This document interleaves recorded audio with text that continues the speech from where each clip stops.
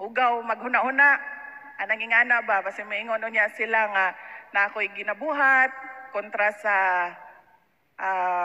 Pangulo, kanang mga ingana. So nakahuna-huna kong ingana. Nya mo to ni ana, ningon ko sa iyaha, ko sir, pwede ba nga magkambyo ko og hangyo sa imuha? Karon nga ni daog na ta. Pwede ba nga magkambyo ko og hangyo sa imuha? Kunya pagkahuman sa hearts, sa health, di man ko pwede.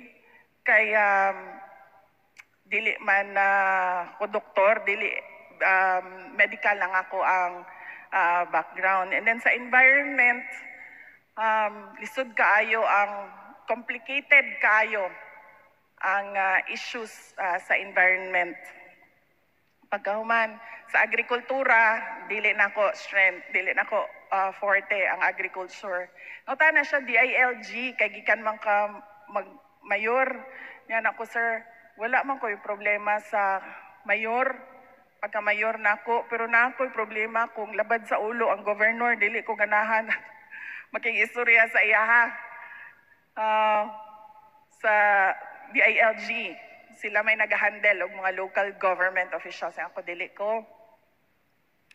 O niya, pagkahuman, ang tourism man good, magsigig suruy-suruy, kay mauman na ilahang trabaho, di ba? Mag-promote sa mga laing-laing lugar sa nasod, yung mga ganahan, good o ingana, niya magsigi og postura, kay syempre dapat kuan,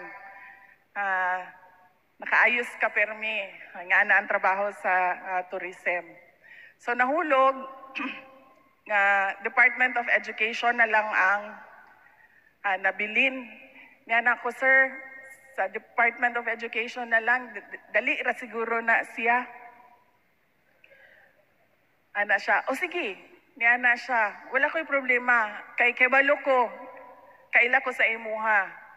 Imuhang mga anak na siya sa spectrum sa basic education, na ako'y high school, na ako'y middle school, na ako'y elementary, and dati na ako'y kinder, karon grade 1 na siya, so upat na sila kabuok nga naat sa tanan sa basic education. So pag ako kaya akong pagmahay gyud. So, tinuod lang. Mahay gyud ko. Kay ngano, nakahuna-huna ko ba? Sus na pa man di ay DOST. Uy, DOST nga gamay kayo nga opisina. Ang imuha lang ko anis.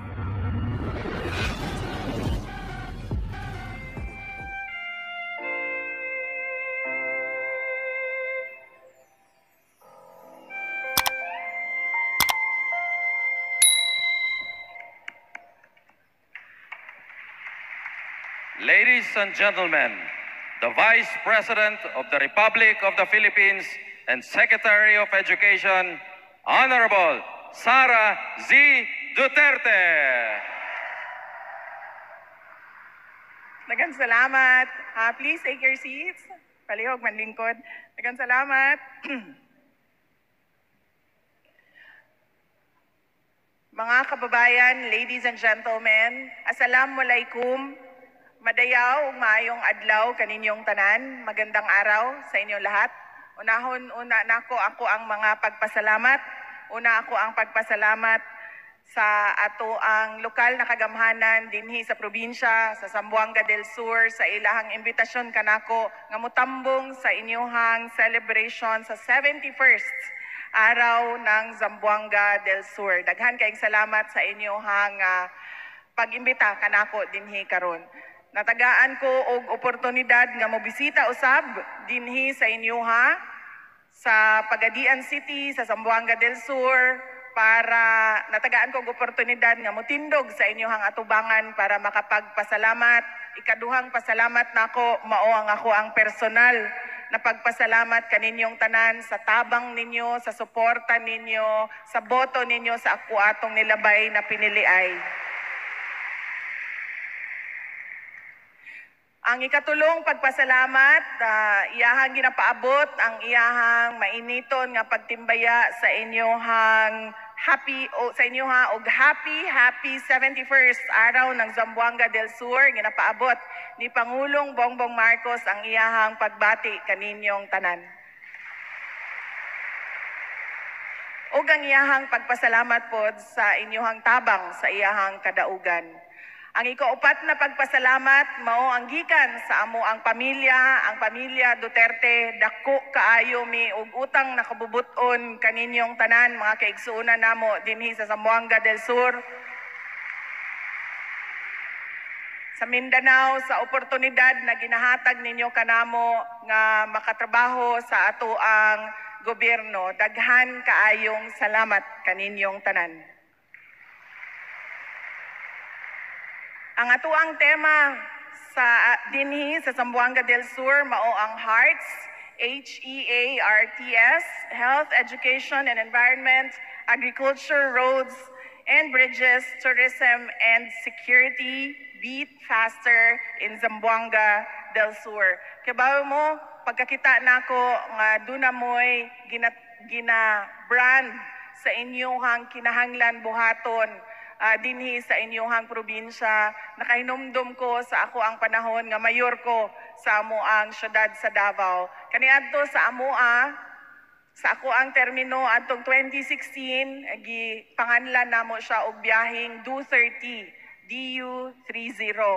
Gibutang namo didto ang 30 ka buok nga priority projects, prioridad sa lokal na kagamhanan aron didto nakatutok ang tanan nga trabaho sa gobyerno o tanan na resources na nabudget sa gobyerno para sa syudad sa Davao.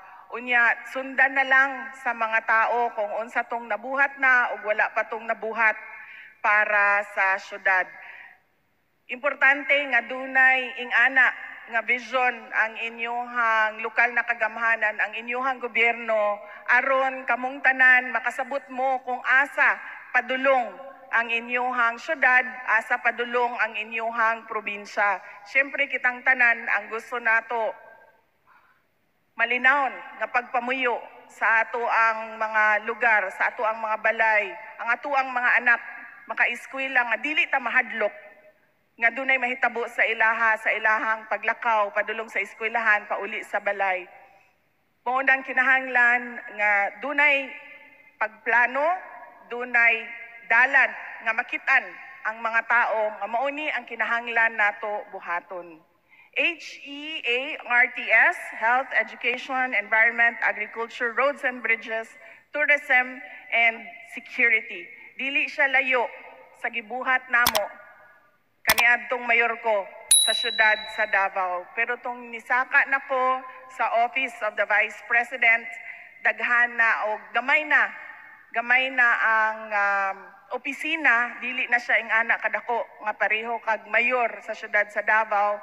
Dako na ang iyahang coverage pero gamay ang opisina, maong amuang pagamay pod gipili na lang namo didto sa mga gibuhat namo o mga best practices namo sa syudad sa Davao ang dadon gidala namo sa Office of the Vice President. Nakita nako na agihapon mi education dito sa opisina sa Vice President, na agihapon mi environment and naami security.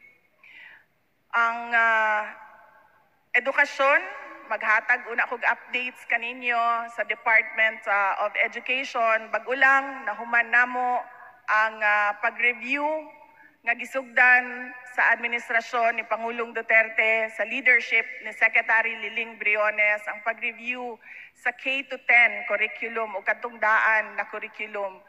Kung makahatag ko og mubo nga summary sa nahitabo sa curriculum sa ato ang mga estudyante kaniadto, daghan kaayo sila og ginatudlo og ginatawag nato og learning competencies. Ginatudlo nga ginaingon nila kini kinahanglan mahibal-an sa mga bata. Approximately 11,000 competencies ang ginaingon kaniadto sa nagbuhat sa curriculum na kinahanglan mahibal-an sa mga bata. 11,000 from grade 1 to grade 10. Mautong magsige na lang og tudlo ang mga maestra, magsige na lang og paminaw ang mga bata, pero wala nay assessment kung nasabtan bagyod nila o nakakaton bagyod sila sa mga gipang tudlo. So gibuhat nato sa review, benchmark nato sa laing nasod, nag-benchmark ta sa Singapore, nag-benchmark ta sa Australia, unya gibalik nato siya sa basic. Kung unsa bagyod to'y kinahanglan sa isa ka grade 1, sa isa ka grade 2, hangtod grade 10, unsa bagyod iyahang kinahanglan matun-an. Og ang grade 1 to grade 3, mao lang na siya ang basic literacy o kinahanglan siya kamao musulat o mubasa. Ang grade 4 above, dinha na sila na kinahanglan nila masabtan ang mga ilahang gisulat ug ang ilahang mga ginabasa, unya mahimo ng mas complicated ang mga lessons. So ingana lang ang ginapangayo sa basic education sa ato ang mga learners. Gikan sa 11,000 learning competencies, nahimong 3,000 learning competencies na lang ang grade 1 to 10. O ang grades 1 to 3 from 7 subjects, nahimo na lang 5 subjects ang tun-an sa mga bata. So mao na siya ang amuang update sa amuang ginabuhat sa Department of Education. Apil na dito ang mga mulo sa ato ang mga maestra, permi ni ana ang ilahang problema sa GSIS, ang ilahang pangayo nga duna sila'y break, kanang tinud-anay nga break nga dili sila kinahanglan paadtuon sa eskwelahan. Sa mga dili manggod dili insider sa Department of Education, ang atoa manggong mga teachers, wala na sila'y leave. Naalang sila'y service credits.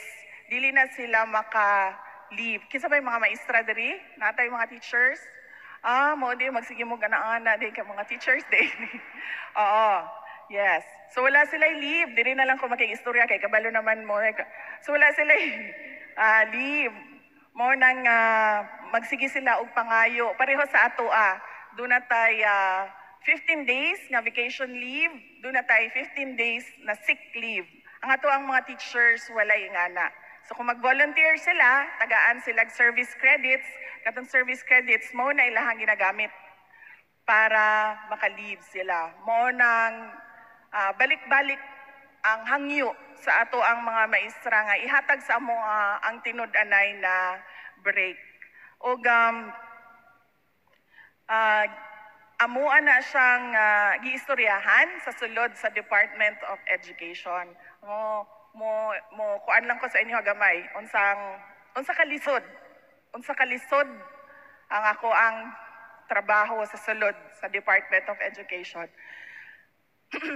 Daghan sa ilaha dugay na sa Department of Education. Dinha na sila nanigulang, daghan na sila mga na dito sa Muamam sa Central Office. Dinha na sila nag-establish sa ilahang career. And of course, daghan sa ilaha ang education experts. No, graduate sila og education, na sila masters in education, na sila PhD, mga doctors of education. So ingana ang ilahang hinanawan mahitungod sa edukasyon. Unya pagkahuman, gikan mangugo pagka-mayor, so dili academe o education ang ako ang background. So anad ko sa field operations. Mubuhat og polisiya, yes, pero pirmi na ako sa field kay mao manggod ang naandan nako as a mayor. So moadto ko sa mga eskwelahan, naga-school visit me since July. Pag makadawat mig ingani nga imbitasyon, kung dili Domingo, kung Monday to Friday siya, moadto mi sa mga eskwelahan, makigistorya mi sa mga maestra. Pagkahuman dito sa eskwelahan, tungaon na mo. Makigistorya ko sa principal, unya naami assistant secretary na makigistorya sa mga maestra. Unya na pa, naamo ang pagbalik namo sa central office, makita namo, pare-pareho lang man ang ginasulti sa mga teachers kung unsa ang ilahang problema. Di siya magkalayo, siguro na isa, duha, lahi, diri ning eskwelahan ni tungod sa kultura sa lugar, kanang mga ingon ana, pero halos pare-pareho lang yun ang ilahang ginapangayo. Isa niya na ang ilahang break. So pagbalik namo sa central office, nag-request ko og sit down, pakig-istorya sa mga kauban nako sa Department of Education. Yaging na nako sila. Kinsa nagsulti nga bawal? Unang-una, kinsa nagsulti nga bawal tagaan og break ang mga teachers? So, syempre, walay makatubag. Ingon ko, sige, tagaan tamog time, tagaan tamog oras. Tagaay ko ninyo balaod nga nagsulti bawal, maghatag og break. Wala. Sukad kaniadto. May nagsulti nga bawal, maghatag og break sa mga teachers. So, gingnan ako sila, pagbuhat namo, mo nang karong tuiga, dugay ni gawas ang school calendar for 2023 to 2024. Tungod kay nagsigig balik-balik ang papel. Gikan sa kong opisina, pabalik sa opisina nga nagabuhat sa school calendar. Maadto sila, padala nila ang ilahang school calendar. Moingon ko, asa ang break dere. Ay nag-ingon man ka mo nga dili bawal ihatag ang break. Asa man ang break? So wala. So mobalik na pod. Ipabalik na pod nako dito.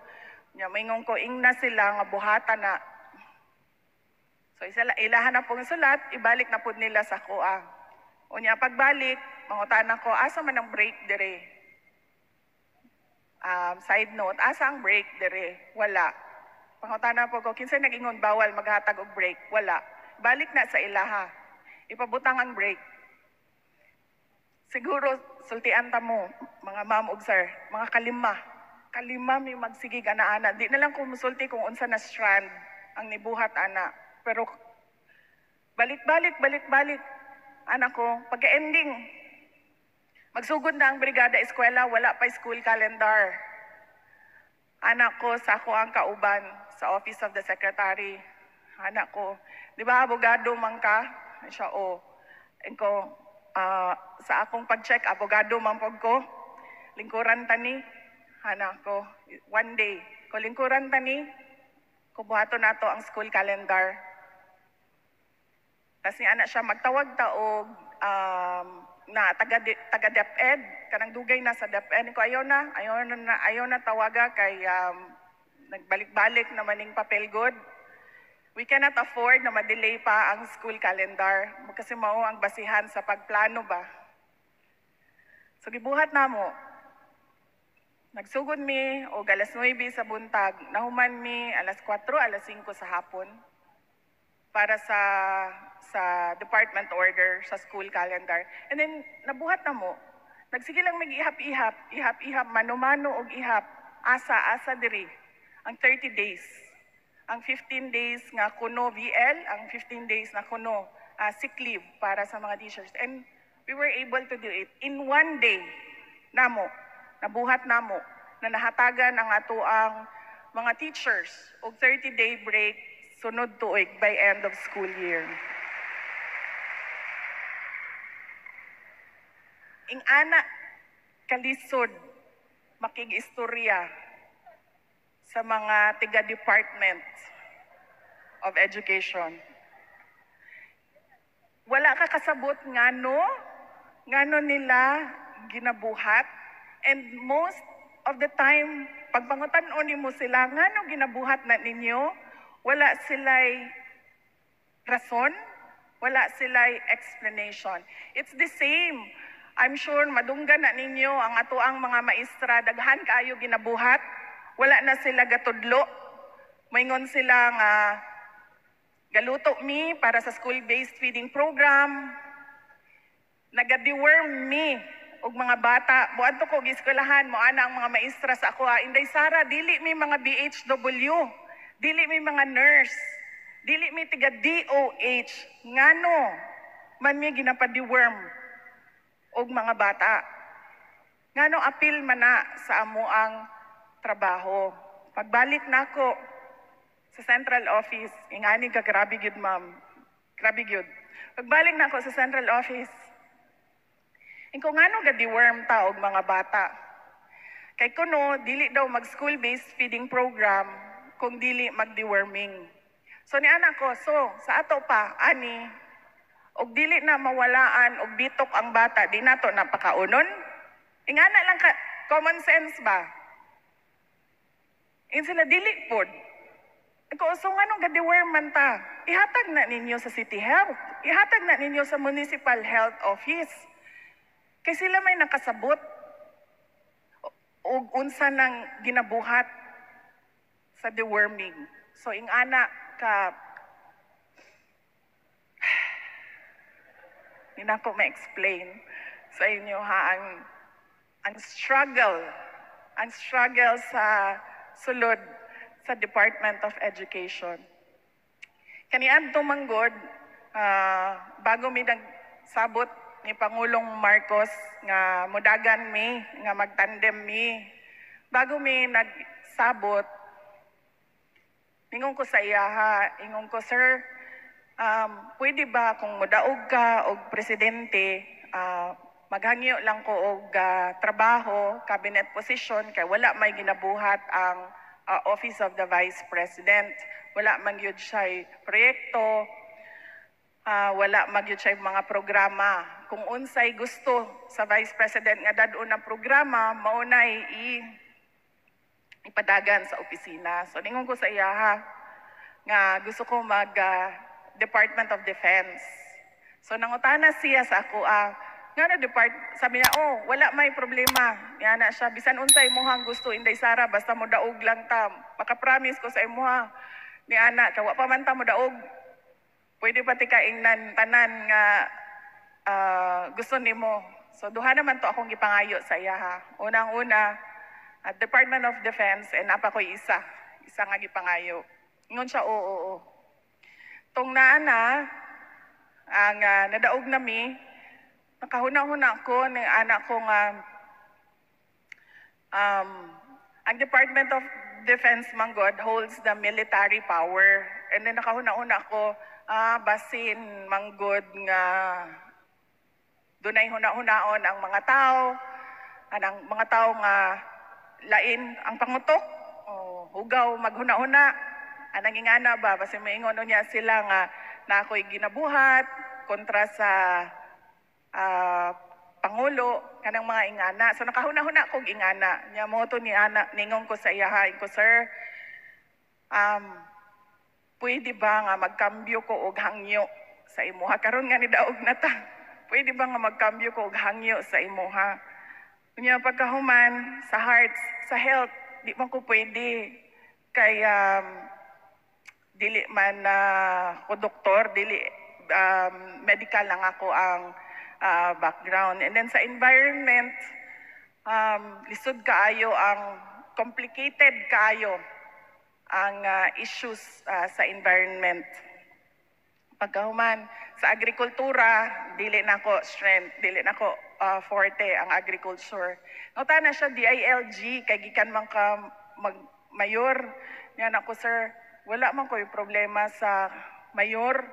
Pagka-mayor nako, pero nako'y problema kung labad sa ulo ang governor, dili ko ganahan making-istorya sa iyaha.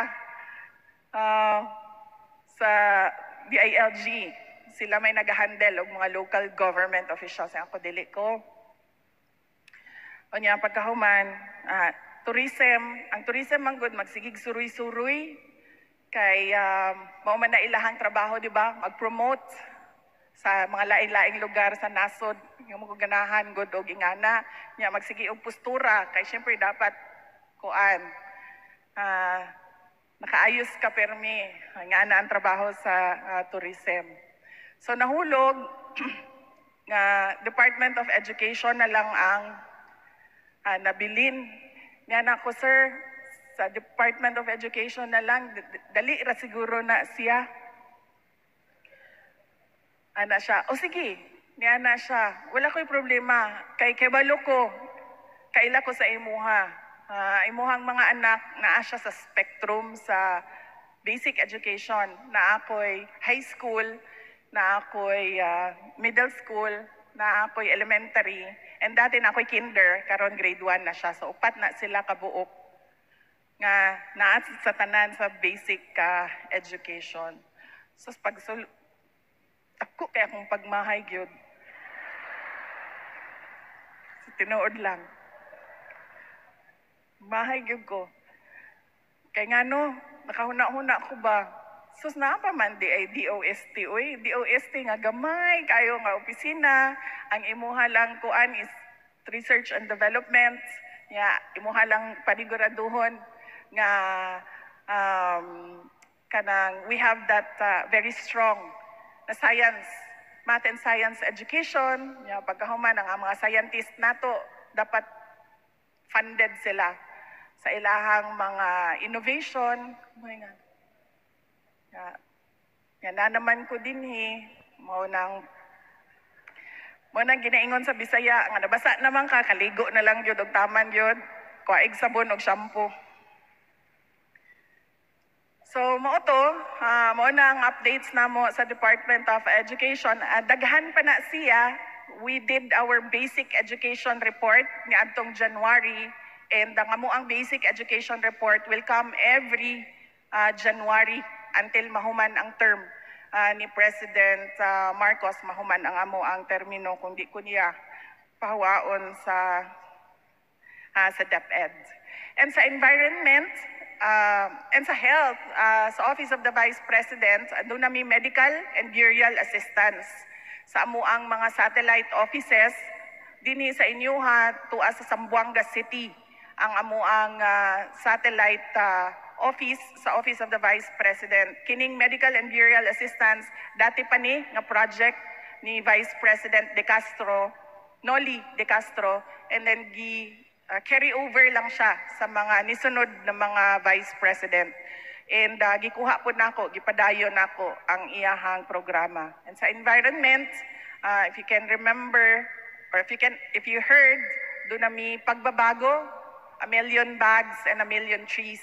Ang amuang kampanya ni kaniadto sa syudad sa Davao sa edukasyon, na ako as mayor, kampanya sa mga bata ug sa mga ginikanan.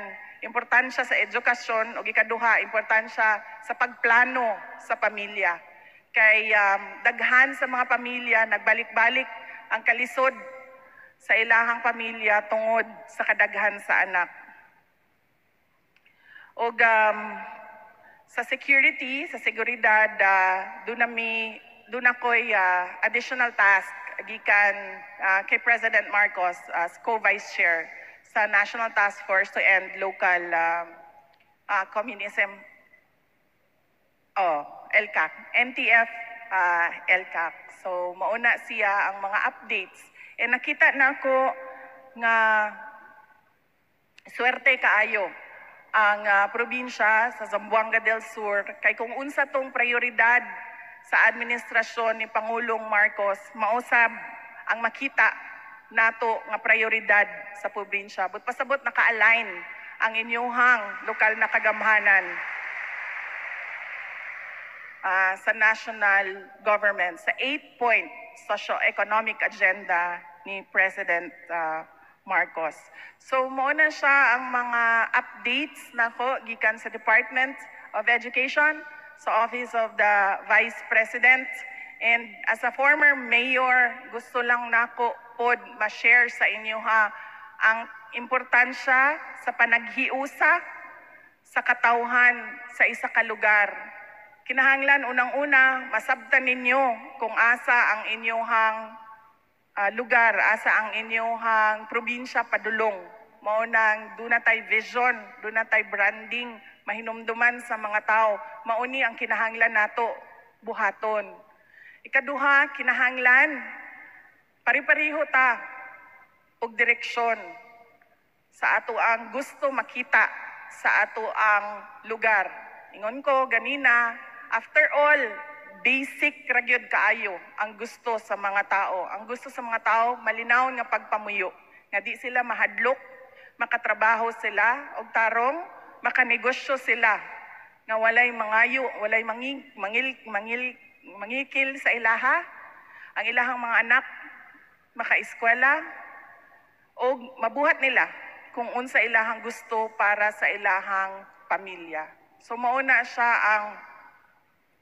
ang destination ko baga.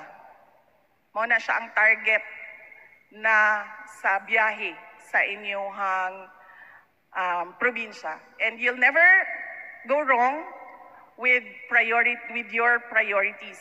Kay maupod ni siya ang basic na kinahanglan sa katawhan o sa inyong probinsya. Ang panaghiusan ninyo sa likod sa gobyerno, sa likod sa inyong city government, municipal governments, provincial governments, maunay magdala og kusog og kalambuan sa inyong lugar. Magmadasigon kita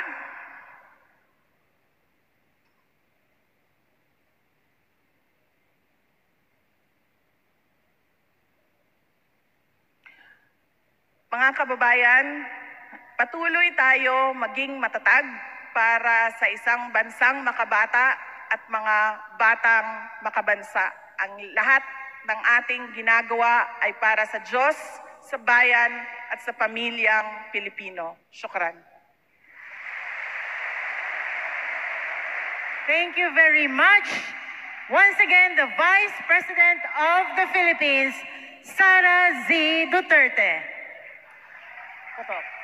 At this time, for the crowd photo, may we request all the VIPs as well as the crowd to please stand and strike your best smile for a photo.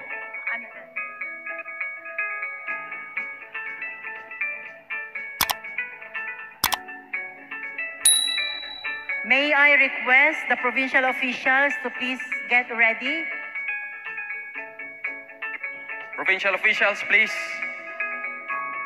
come forward.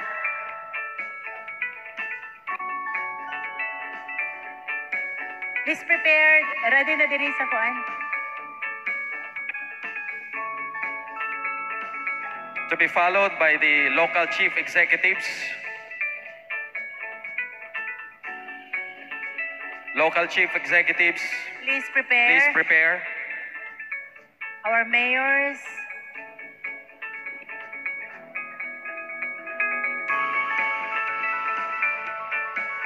Please be seated.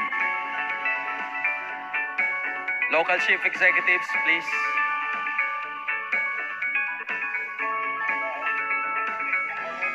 Morning. Correct. After the local chief executives, this will be followed by the department heads.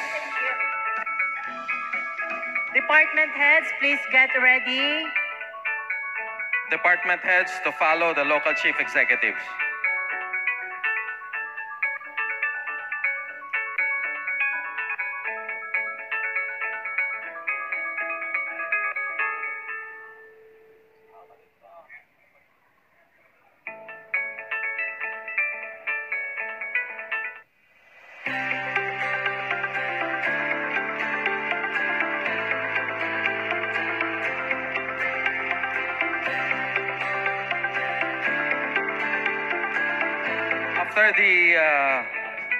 After the department heads, the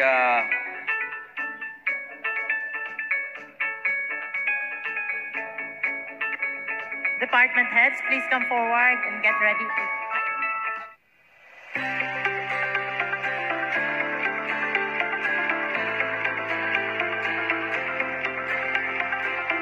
agencies.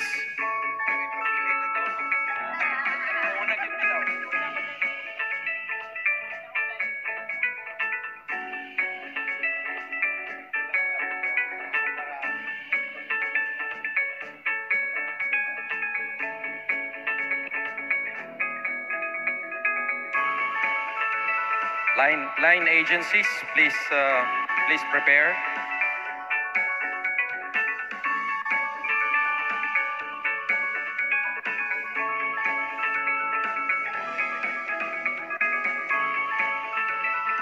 Thank you very much, our local chief executive.